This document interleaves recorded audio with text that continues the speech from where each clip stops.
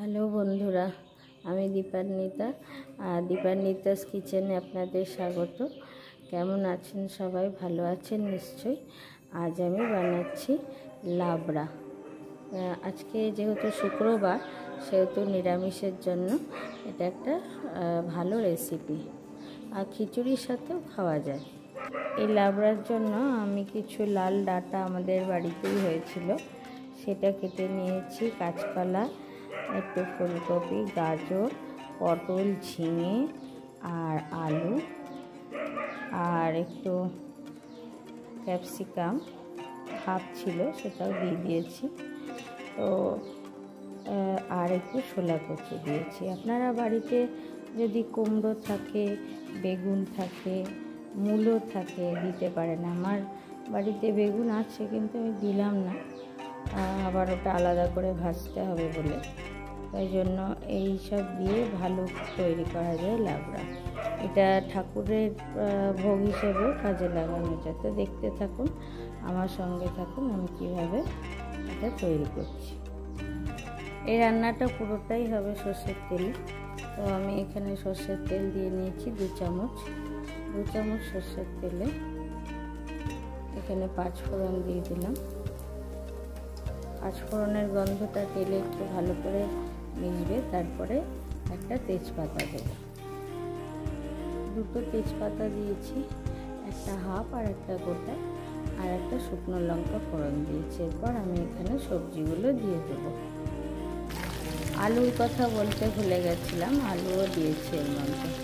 এরপর এটা পরিমাণ মতো, আন্দাজ মতো নুন আর হলুদ দিয়ে একটু ভালো করে নাড়বো 10 মিনিট। তারপর 10 মিনিট নাড়ার পর ঢাকা দিয়ে দেবো। দেখুন আমার প্রায় ভাজা ভাজা হয়ে এসেছে।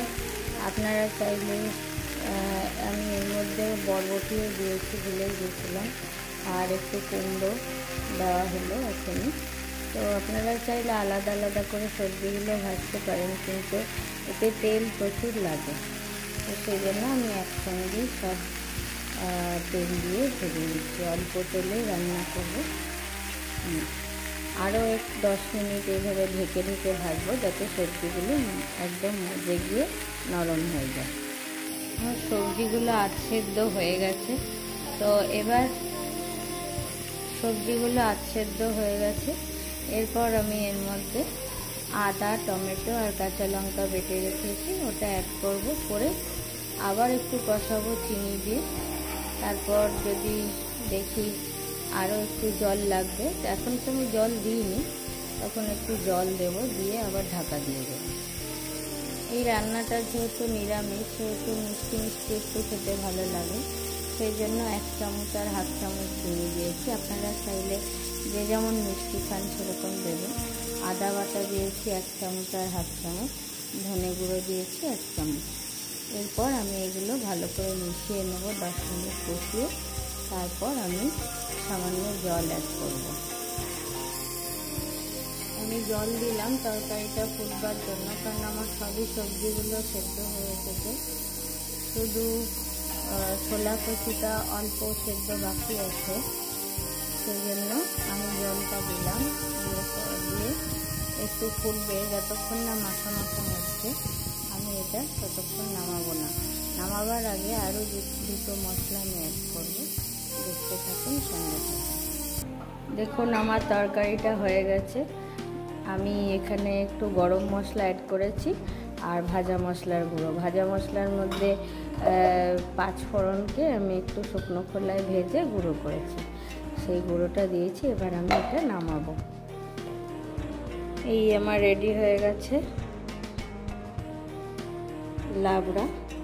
আপনারা এইভাবে খেতে পারেন তৈরি করে। রেসিপিটা যদি ভালো লাগে তাহলে আমার চ্যানেলটিকে সাবস্ক্রাইব করবেন, পাশে বেল আইকনটি অবশ্যই প্রেস করবেন। আর যদি অন্য কোনো রেসিপির আপনাদের চাহিদা থাকে, এটা একটা রিকোয়েস্টেড ভিডিও, তাহলে আমাকে কমেন্ট করে জানাবেন। তো আরও একটি রিকোয়েস্টেড ভিডিও আছে বাসন্তী পোলাওয়ের, ওটা আমি আপলোড করব। আমার আরেকটা রেসিপি করা আছে বাসন্তী পোলাওয়ের, তবু এটা একটা নিউলি করেছি, নতুন ধরনের বাসন্তী পোলাও, নতুন রেসিপি করে। তো আপনারা চাইলে আমার চ্যানেলটিকে সঙ্গে রাখতে পারেন, এবং যারা সঙ্গে আছেন অনেক ধন্যবাদ তাদের। ভালো থাকবেন, সুস্থ থাকবেন, নমস্কার।